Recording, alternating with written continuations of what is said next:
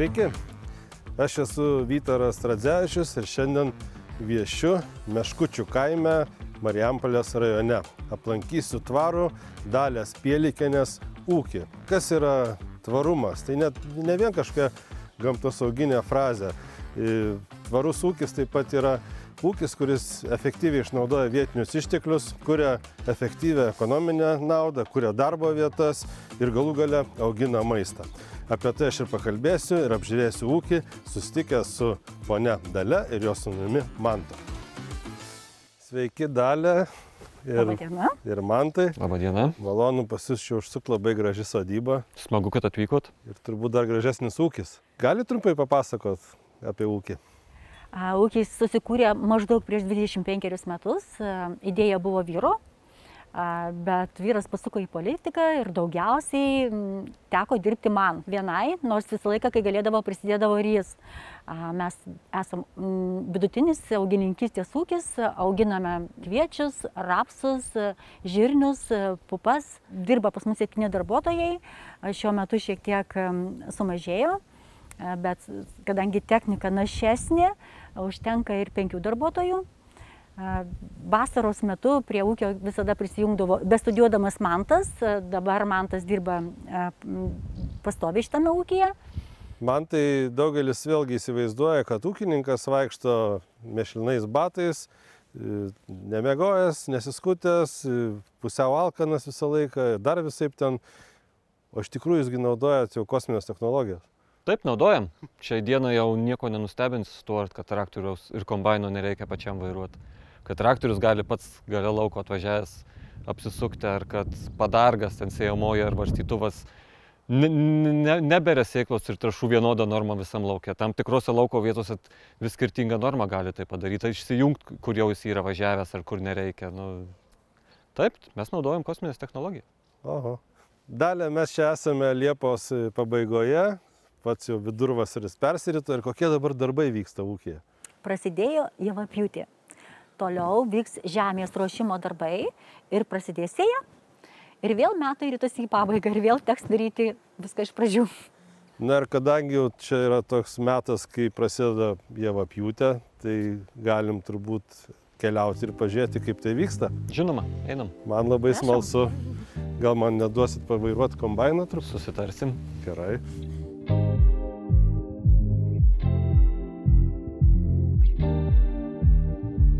Dabar jau mes atvykome į Dalės laukus, ar ne? Ir kas čia auga? Čia auga žieminiai kviečiai.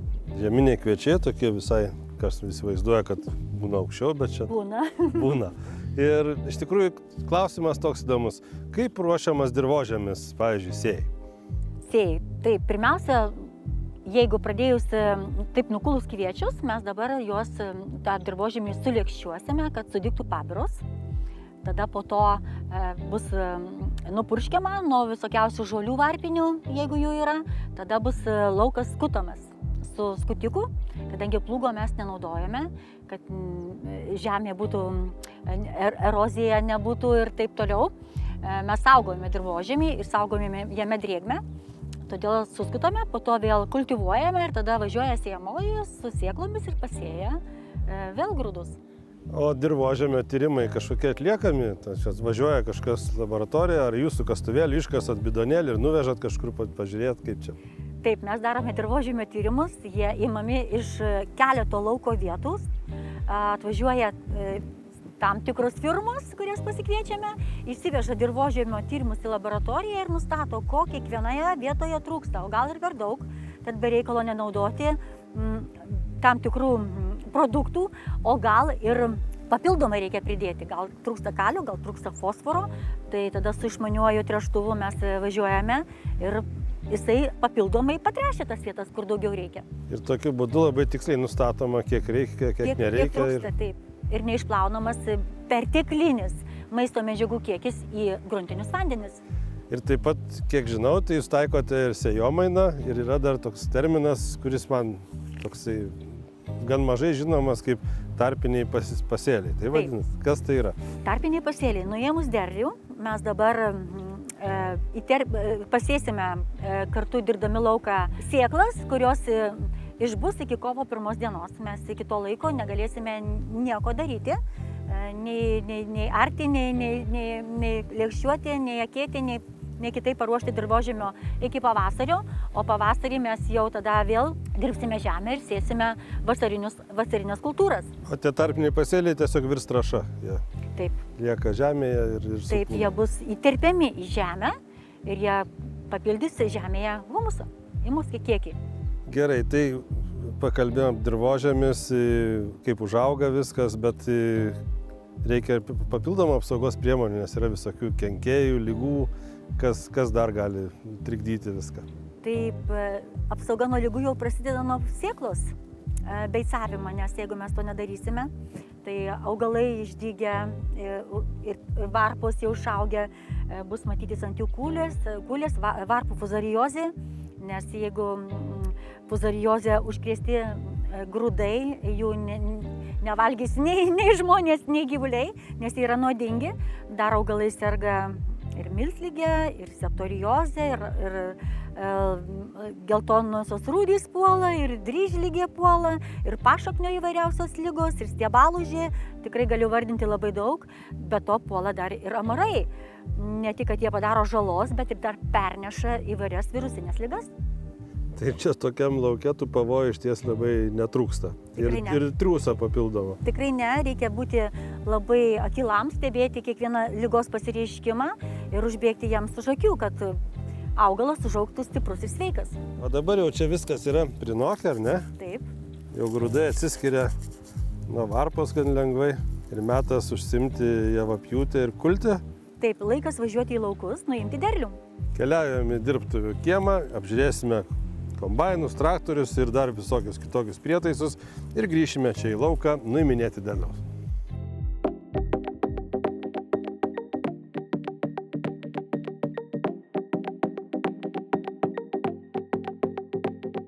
Esame Meškučiuose, Dalės Pielikinės ūkio technikos kieme.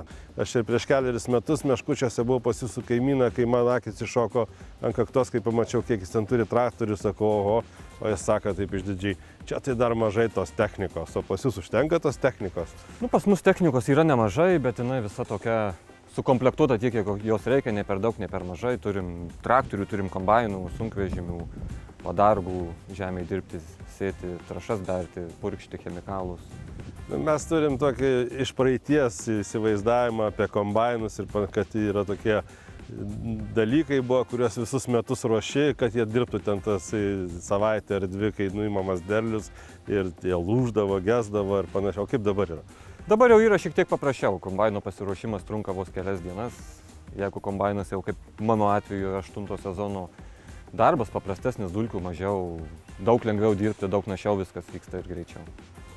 Daugelis žmonių ir Lietuvoje, manau, kombainą yra matę tik tai iš šono, ne iš vidaus. Ar tas kombainas dabar, kuo jis ypatingas? Jisai toks modernus, labai patogus, kas jame yra? Jis ergonomiškas, jisai tikrai padarytas patogiai, elektroninis valdymas ir turim šaldytuvą, turim kondicionierių, turim automatinį vairavimą, derlingumo žemėlapius, kamerą stebėjimo vaizdą. Tikrai mums šiuolaikiškas daiktas.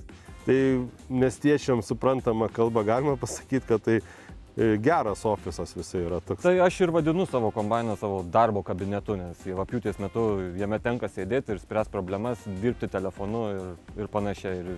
Ir tuo metu kuliant. Tai galima nuveikti kelis darbus vienu metu. Iš to paties kombaino? Iš to paties kombaino. Ir valdyti galima kitus dar? Teoriškai, ne tik teoriškai, bet ir praktiškai esu išbandęs, kombainas gali perimti traktoriaus vairavimą, kai būna pilnas bunkeris, tai reiškia, kad pas kombainą pilnas bunkeris privažiuoja traktorius, kombainas tada perima jo vairavimą, pavairuoji, būdamas kombainą, dviejas technikas, kol išleidai grūdus, tada vėl operatorius perima ir su traktoriumi nuvažiuoja. Čia jūs turit galvoje tokį momentą, kaip gali lėktuvas karinis užsipilti degalais ore, tai čia taip iš kombaino į traktorių? Principas labai panašus. Šagės. Bet čia yra kažkokia fantastika, apie tai kažkada mes tik svajodavom ir skaitydavom. Ne, tai yra realybė ir tą darome jau turbūt kokie 5 metai. Stengiamės pilti grūdus nesustojant. Tai sutaupo ir laiko ir gaunasi efektyvesnis darbas. O su kurio kombainu mes šiandien važiuosime? Su žaliu. Ir ką nuiminėsime? Kulsime rapsus. Kulsime rapsus. Taip. Bus įdomu pamatyti. Na tai dabar mes lipsim kaip į kosminį laivą, man atrodo. Ne? Taip, prašom į svečius. Lifto nėra? Ne. Užkandžių baras po jumis. Tiksliai, čia šaldytuvas, ne? Taip, ir pilnas. Tai valdymas ten kas yra? Stabdis? Stabdis, o greitis? Su šita rankena. Viskas su ta rankena? Taip, kuo daugiau spaudai į priekį, tuo greičiau važiuoja. Kuo labiau traukia atgal, tuo greičiau atgal važiuoja. Tai čia kaip tankas. Panašiai, gal nežinau, tanko nevairavau. O vairą naudoji? Tenka. Vairą dar tenka. Čia rodo kombaino parametrus, rodo kur važiuojam, rodo kas vyksta gale ir panašiai. O čia kas per daiktas? Ta čia greitis, apsukos, barstymas. Bet patogu, aukštai sėdi, viskas matosi. Vaizdas kaip apžvalgos bokšte. Važiuojam. Varom.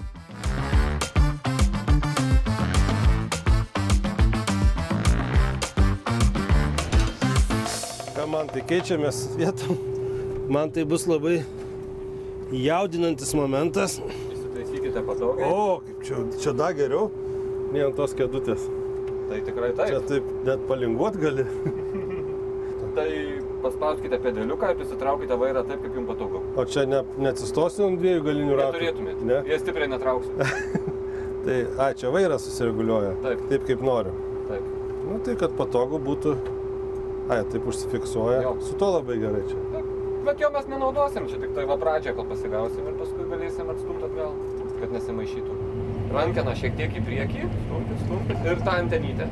Tegu jis gaudo šitą, tiesiog paspauskit. Šitą? Jo.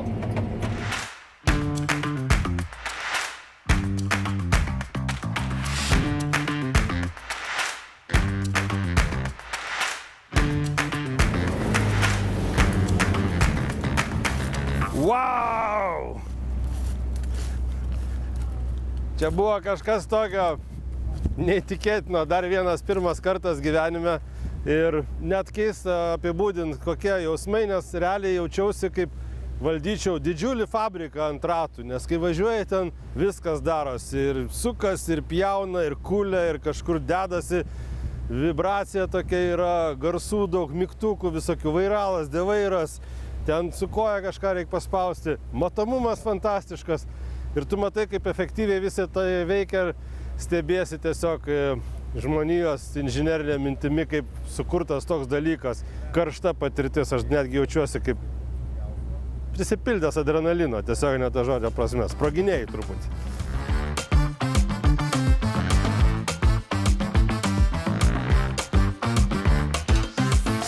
O, dalį, aš ką tik išlipau iš kombaino, tai man, žinokit, dar verda kraujas, nes įspūdžiai yra nerealūs. Ir prikūliau aš jums rapso žeminio, prieš tai mes buvom žeminiam javų.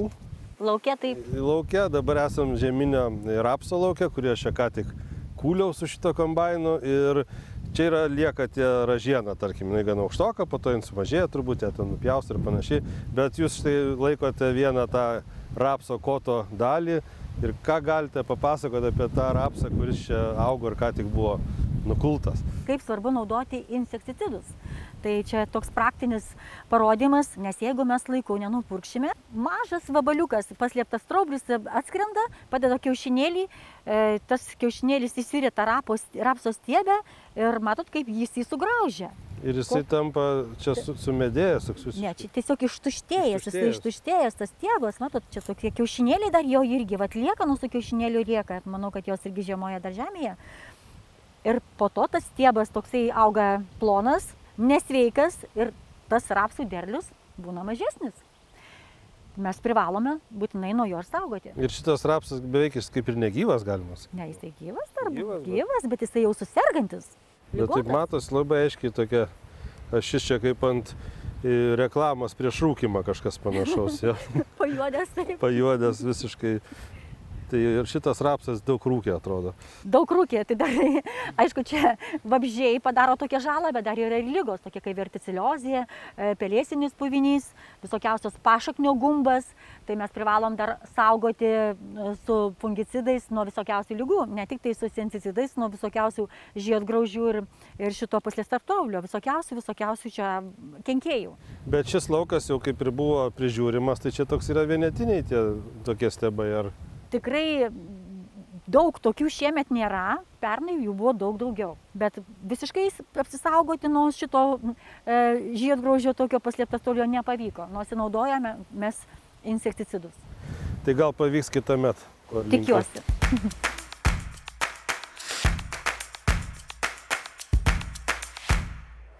Tokia buvo kelionė po Dalės Pielikienės ūkį Meškučių kaime, Meškučių gyvenvietė ar Meškučių miestelė, nežinau kaip pavadinti, Marijampolės rajone. Noriu padėkoti Jums už Jūsų darbą ir už Jūsų pastangas, tai palinkėti gero derliaus, turbūt tai svarbiausia. Ačiū. Ačiū labai. Sėkmės. Laimingai.